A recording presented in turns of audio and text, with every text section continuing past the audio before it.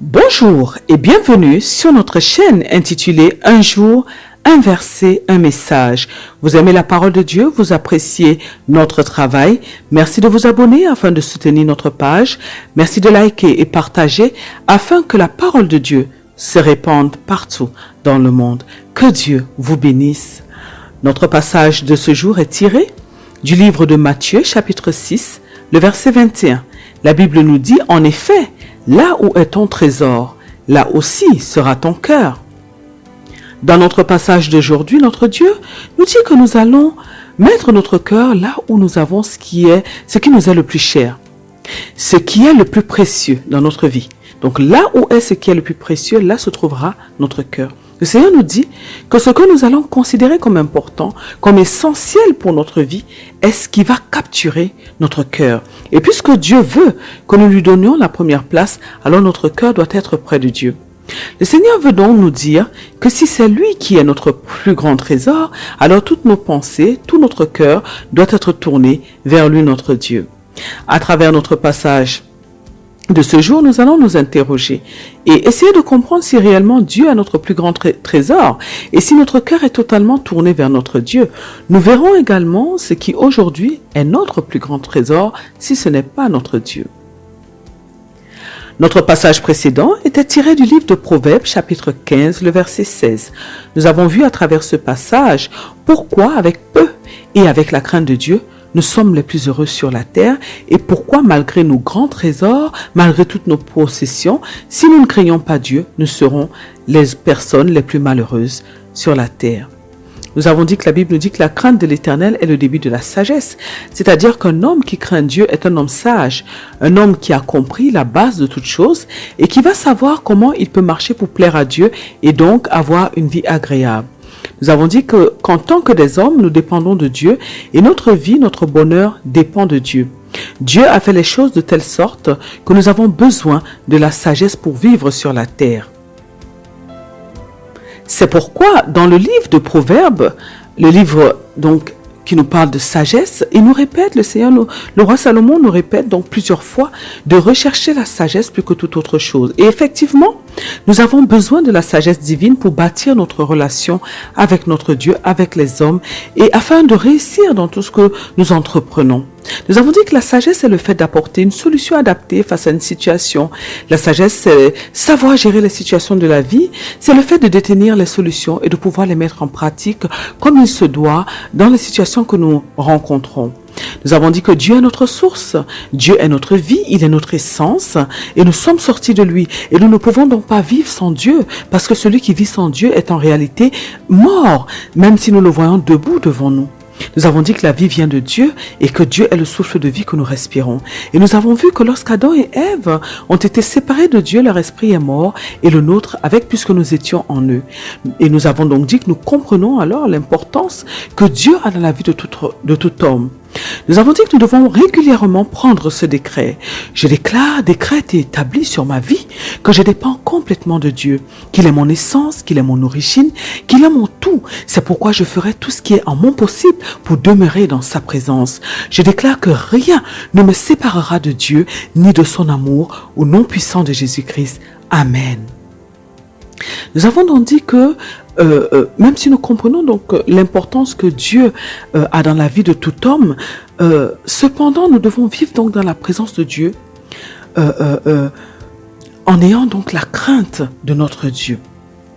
En tout cas, si nous voulons vraiment bénéficier de la présence de Dieu, nous devons absolument développer la crainte de son nom, la crainte de sa personne. C'est-à-dire, craindre Dieu, c'est-à-dire que nous devons honorer Dieu. C'est-à-dire que nous devons tous les jours de notre vie donner à Dieu la première place qui est la sienne. Craindre Dieu, c'est-à-dire que nous devons savoir comment marcher, comment parler, comment agir partout où nous sommes, car Dieu est partout, il est omniprésent et nous devons donc nous contrôler, nous maîtriser pour ne pas déplaire à Dieu, pour ne pas heurter la sensibilité de Dieu. Nous avons dit que craindre Dieu, ce qui veut donc dire que nous devons connaître Dieu. Est-ce qu'il aime, est-ce qu'il n'aime pas? Afin de marcher comme il se doit devant lui et afin de ne pas faire ce qui est abominable, afin de ne pas commettre le péché devant Dieu, afin de ne pas le déshonorer. Nous avons dit qu'il est très important pour nous de craindre Dieu parce que Dieu est celui qui nous permet en fait de de respirer. Il est celui qui nous donne tout ce que nous avons. Il est celui qui tient notre avenir dans ses mains. Il est celui qui tient l'univers tout entier dans ses mains. Il est donc celui qui a le pouvoir sur notre vie. Et il peut décider de nous rappeler à tout moment, même sur le champ, et nous allons alors quitter cette terre. Nous avons dit de même que Dieu est celui qui bénit. Et c'est la bénédiction de Dieu qui nous fait prospérer dans la vie. Alors Dieu peut nous élever comme il peut nous abaisser. Tout dépend de Dieu. Nous avons dit que lorsque nous craignons Dieu, nous nous fermons toutes, lorsque nous ne craignons pas Dieu, nous fermons toutes les portes du bonheur devant nous. Parce qu'aucun être ne peut aller à l'encontre d'une décision de Dieu. Et si Dieu décide de nous punir ou de nous priver à cause de notre comportement, personne ne pourra venir à notre secours. Nous comprenons alors l'importance que Dieu joue dans la vie de chaque être humain.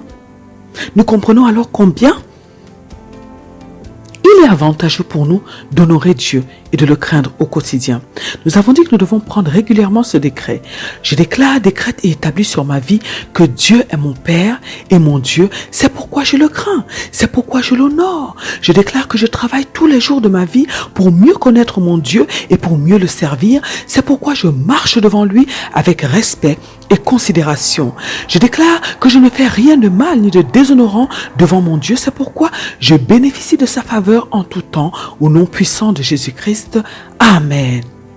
Mais bien aimés dans le Seigneur Jésus-Christ, nous avons dit que craindre Dieu ne veut pas dire avoir peur de Dieu. La crainte de Dieu vient de l'amour que nous avons pour Dieu et de la relation que nous tissons avec lui. Nous voyons donc que c'est plutôt un sentiment de respect. Nous avons dit que c'est plutôt une très grande considération que nous avons pour le Seigneur et à cause de cette considération, nous ne voulons rien faire pour lui déplaire, nous ne voulons rien faire pour le heurter. Nous avons également dit que lorsque nous avons la crainte de Dieu, elle nous pousse à marcher devant Dieu avec intégrité, avec révérence, avec humilité. Et lorsque nous marchons devant Dieu en respectant ses recommandations, en respectant ses lois, ses préceptes, notre Dieu nous est favorable. Et tout ce que nous demandons à Dieu, il nous le donne en tenant bien sûr compte de notre maturité et de notre destinée. Nous avons dit qu'en effet, Dieu a déjà tracé le chemin de tous ses enfants et nous avons chacun une destinée que nous devons accomplir sur la terre. Et c'est ce qui va déterminer le genre de vie que nous allons vivre sur la terre. Nous avons dit que Dieu nous donne les choses parce qu'elles contribuent à notre épanouissement et parce qu'elles contribuent à bâtir le royaume de notre Dieu sur la terre. Et Dieu nous donne les choses selon notre maturité car il ne veut pas que quoi que ce soit nous mène à notre perte. Nous comprenons alors qu'il est avantageux pour nous de craindre et d'aimer Dieu et de le craindre parce que ça nous ouvre les portes de notre accomplissement. Et nous comprenons alors que nous ne devons pas être frustrés lorsque nous demandons quelque chose à Dieu et qu'il ne nous le donne pas immédiatement. Notre Seigneur voit ce que nous ne voyons pas. Il voit l'avenir. Il sait ce que nous ne savons pas et il sait donc mieux que nous ce qui est bon pour nous. Nous avons dit que nous devons prendre régulièrement ce décret. Je déclare, décrète et établis sur ma vie que j'aime Dieu de tout mon cœur et que je travaille tous les jours pour améliorer notre relation. Je déclare que j'obéis à Dieu en tout temps et en toutes circonstances. Je déclare que je ne conteste pas ses décisions pour ma vie. Je déclare que je gagne en maturité et en sagesse tous les jours. C'est pourquoi je comprends mon Dieu. Au nom puissant de Jésus-Christ. Amen. Mais bien aimés dans le Seigneur Jésus-Christ, nous avons dit qu'une autre chose qui est importante, qui est même essentielle, que nous devons comprendre, c'est que notre Dieu est celui qui nous donne un équilibre émotionnel et spirituel. Certes, notre Père nous comble matériellement, mais plus important encore, le Seigneur nous donne un équilibre au niveau de notre âme et de notre esprit. C'est ce qui fait que nous ne sommes plus conduits par nos sentiments, ni par nos émotions, ni même par notre volonté, mais plutôt par le Saint-Esprit. Et parce que c'est le Saint-Esprit qui nous conduit, nous sommes des personnes très épanouies dans notre âme et nous sommes stables dans notre vie. Nous avons dit que le Seigneur Jésus-Christ... que c'est Dieu qui nous donne la stabilité émotionnelle. Et lorsque nous sommes proches de notre Dieu, nous allons être des personnes qui sont en permanence dans la joie et dans la paix surnaturelle. C'est-à-dire une paix et une joie qui ne dépendent pas des circonstances, ni de nos possessions, mais qui viennent de Dieu de manière surnaturelle. Dieu nous rend forts, Dieu nous rend patients, Dieu nous rend stables dans tous les domaines. Et nous avons dit que de même, il nous permet de dominer face à notre adversaire le diable. Il nous donne la force de manifester sa puissance ainsi que ses dons au quotidien. Il fait de nous des personnes éveillées spirituellement, des vrais fils qui sont matures spirituellement et sur lesquels il peut compter pour étendre son royaume sur la terre. Nous avons dit que nous comprenons alors combien le fait d'honorer et de craindre Dieu nous apporte de bonheur, et ceci à tous les niveaux. Et nous avons dit que notre Dieu est notre bonheur et loin de lui, c'est le malheur qui envahit nos vies. Nous avons dit que nous devons prendre régulièrement ce décret. Je déclare, décrète et établis sur ma vie que je crains Dieu et que je l'honore dans tout ce que je fais. Je déclare que parce que je crains Dieu, le Seigneur m'accorde la stabilité émotionnelle et spirituelle. Je déclare que je domine sur mes ennemis, je gagne en maturité chaque jour et je contribue ainsi à étendre le royaume de Dieu mon Père sur la terre au nom puissant de Jésus-Christ. Amen. Mais bien aimés dans le Seigneur Jésus-Christ, nous avons dit que lorsque nous craignons Dieu, nous sommes donc des personnes équilibrées et nous ne pouvons pas tomber dans certains vices comme l'amour de l'argent par exemple. Parce que Dieu nous remplit tellement de lui-même et il nous comble de tous ses hauts bienfaits de sorte que nous ne manquons de rien. Et même si nous vivons avec peu, nous sommes reconnaissants à Dieu parce que sa présence est déjà notre plus grand trésor. Rien ne nous déstabilise et nous ne voyons même pas que nous avons peu parce que cela nous suffit pour être heureux. Et nous savons au plus profond de nous-mêmes que Dieu nous donnera davantage les jours prochains. Nous avons dit que nos journées sont alors des journées pleines d'actions de grâce envers Dieu car il nous fait beaucoup de bien. Mais tout cela vient du fait que nous le craignons. Nous avons dit que lorsque nous ne craignons pas Dieu et que nous ne marchons pas devant lui comme nous et que nous marchons devant lui comme nous voulons, comme nous le désirons, en commettant des péchés, en faisant des mauvaises choses, des abominations, ce que Dieu déteste, alors nous attirons sur nous la colère de Dieu. Et c'est très dangereux parce que nous avons des témoignages dans la Bible de ce qui est arrivé aux personnes qui ont eu ce type de comportement vis-à-vis de Dieu. Nous avons entendu parler des peuples qui ont commis des abominations devant Dieu, comme le peuple de Sodome et Gomorrhe, et nous avons entendu parler de ce que Dieu leur a fait, de ce qu'ils ont reçu comme récompense de leur mauvais comportement. Nous avons entendu parler des hommes qui se sont soulevés et qui ont désobéi, méprisé les recommandations, les commandements de Dieu, tels que Pharaon en Égypte, tels que Nebuchadnezzar, et nous avons entendu parler de ce qu'ils sont devenus. Nous avons dit que notre Dieu est lent à la colère et riche en bonté, mais que nous devons tout faire, nous devons faire très attention à notre manière de marcher devant lui. Et nous comprenons alors que ne pas craindre Dieu n'est pas à notre avantage. Nous comprenons que cela risque de nous mener à notre perte. Nous avons dit que nous devons prendre régulièrement ce décret. Je déclare, décrète et établis sur ma vie que je m'éloigne du mépris, de la désobéissance envers mon Dieu, car cela risque de me mener à ma perte. Je déclare que je ne suivrai pas les pas de mes pères qui ont désobéi à Dieu et qui ont été frappés par Dieu. Je déclare que je ferai tout mon possible pour marcher dans la crainte de l'Éternel au nom puissant de Jésus-Christ. Amen. Mais bien aimés dans le Seigneur Jésus-Christ, nous avons dit que ne pas craindre Dieu nous ferme les portes du bonheur, car nous l'avons dit, Dieu lui-même est notre bonheur et il détient toutes choses. Et si nous choisissons de ne pas le craindre, alors nous avons décidé de le rejeter et de rejeter notre bonheur, de rejeter tout ce que Dieu est et tout ce que Dieu nous donne ou peut nous donner. Et lorsque nous rejetons Dieu, nous sommes à la merci du diable qui peut alors faire de nous tout ce qu'il veut. Et nous savons qu'il est le destructeur, qu'il est le dévoreur, qu'il est le voleur, qu'il est un cauchemar. Et lorsque nous marchons sans craindre Dieu, les choses que nous arrivons à acquérir ne viendront pas de Dieu, car nous l'avons rejeté. Et si elles ne viennent pas de Dieu, alors elles viendront du diable. Et nous savons que lorsque le diable nous donne quelque chose, il le reprend d'une autre manière. Nous avons dit, mes bien-aimés dans le Seigneur Jésus-Christ, que nous ne pouvons jamais profiter ni être heureux avec ce que le diable nous donne. Nous ne pouvons jamais en jouir. Et nous comprenons alors combien nous perdons en rejetant Dieu, en refusant la crainte de Dieu, de craindre Dieu. Et ça prouve que nous manquons de sagesse et que nous marchons selon la sagesse du monde qui est une folie devant Dieu. Car comment pouvons-nous rejeter celui qui est notre source? En le rejetant, c'est nous-mêmes que nous sommes en train de renier. Et en nous reniant nous-mêmes, nous ne pourrons pas subsister. Nous courons à notre perte. Nous avons dit que Dieu est notre créateur et notre source, qu'il nous est indispensable et que sans lui, nous n'avons pas de vie. Et qu'à travers donc notre passage précédent, tiré de Proverbes chapitre 15, verset 16, le Seigneur dont parle le roi Salomon nous interpelle concernant la crainte de sa personne.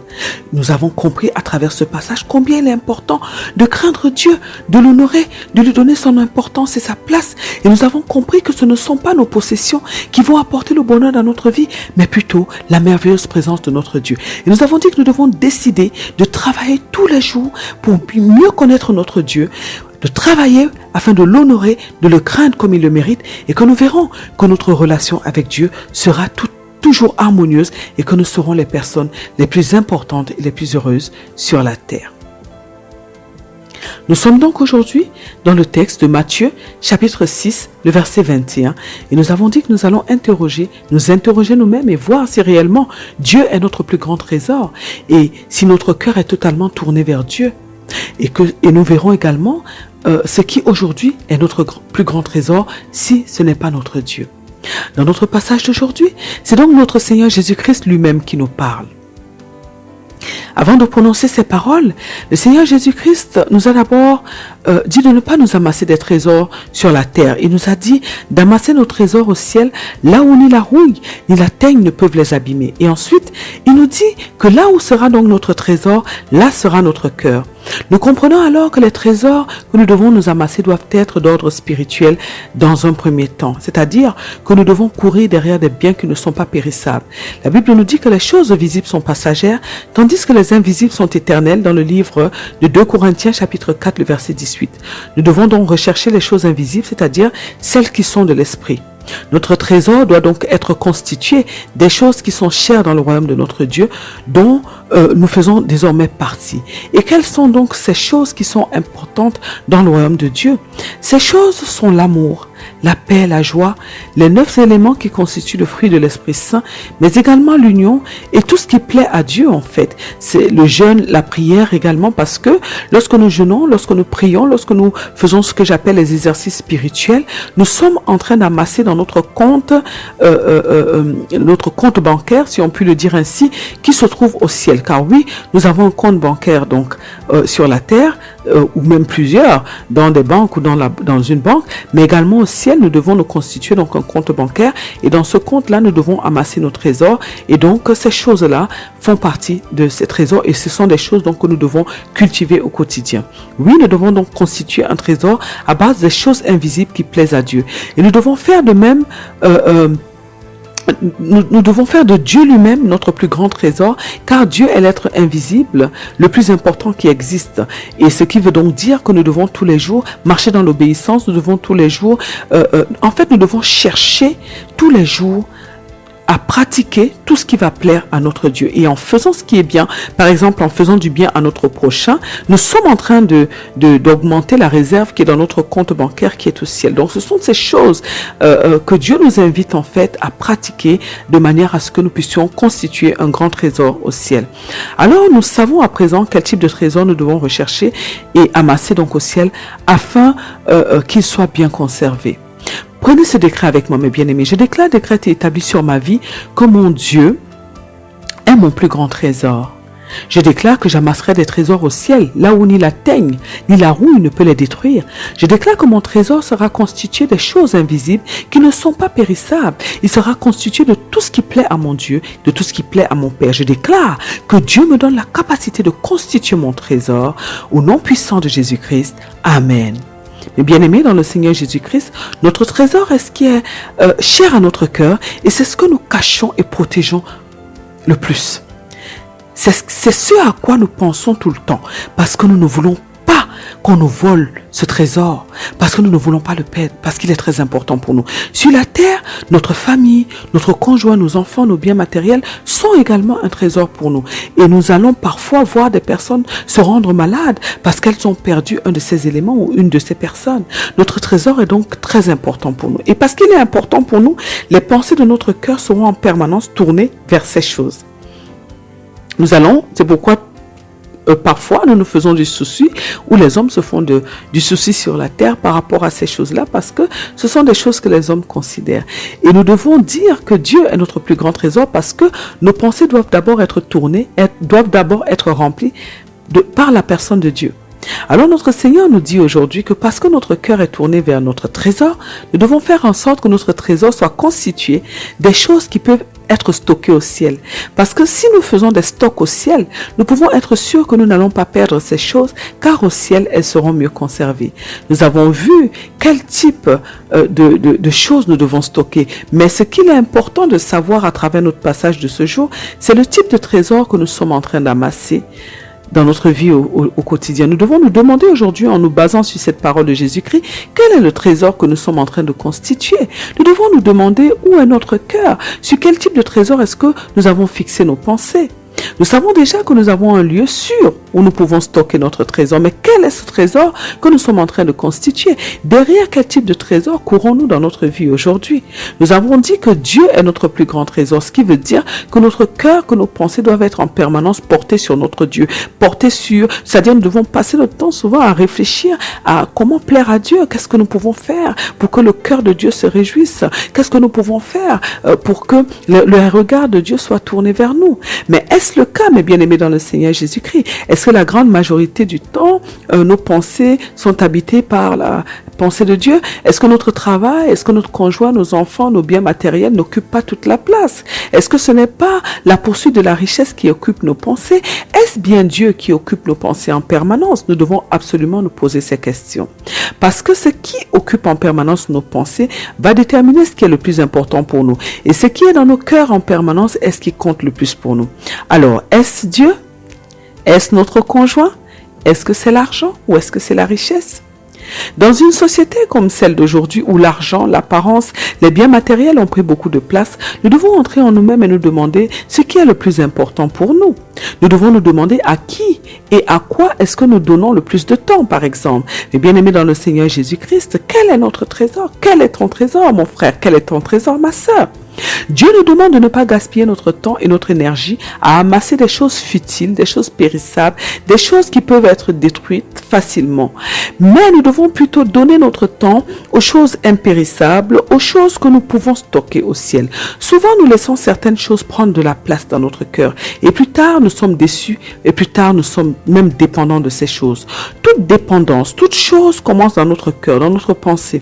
Et aujourd'hui, notre Dieu veut que nous soyons conscients, que nous avons le pouvoir de choisir ce qui doit être notre trésor et que nous devrons le choisir en fonction des recommandations de Dieu, en fonction de ce qui plaît à Dieu. Car ce qui plaît à Dieu est ce qui nous fera du bien.